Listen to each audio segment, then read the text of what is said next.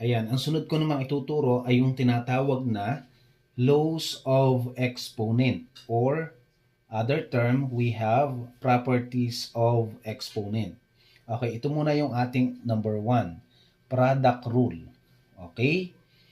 Kukumpletuhin ko yung video ito, lahat ng rule ay ituturo natin, lahat ng properties or lahat ng laws ay ibibigay natin sa tutorial na to. Kaya tingnan nyo lang, abangan nyo lang yung lagi kong i-upload. Okay, start muna tayo sa number 1, product rule. Okay, we have this representation. Okay, ito yung representation lamang ng ating product rule.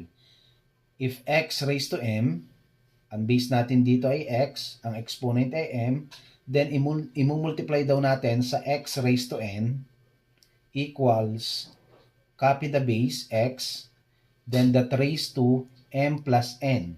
What will happen sa ating exponent? Ina-add pala natin ang exponent kapag tayo ay nagmumultiply ng dalawang expression na may parehas na base.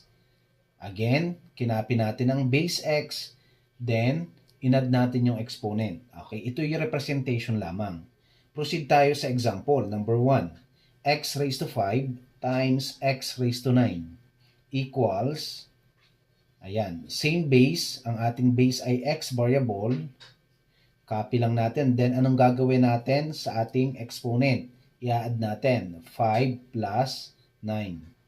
Then isisimplify natin, magiging x or copy the base x, then add natin 5 plus 9 is 14. Ito na yung ating final answer. Okay, next, given number 2, n raised to 8 times n raised to 4. Ano naman yung ating variable?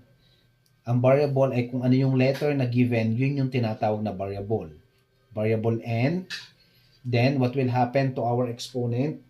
Add 8 plus 4.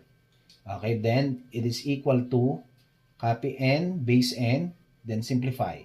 8 plus 4 is 12. Therefore, the final answer here is n raised to 12.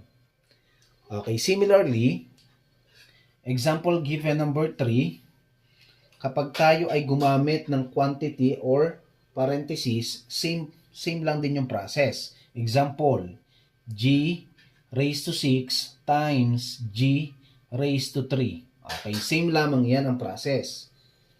Product rule din ang ating gagamitin. Okay, what will happen? It is equal to g, copy the base g, then add the exponent. 6 plus 3.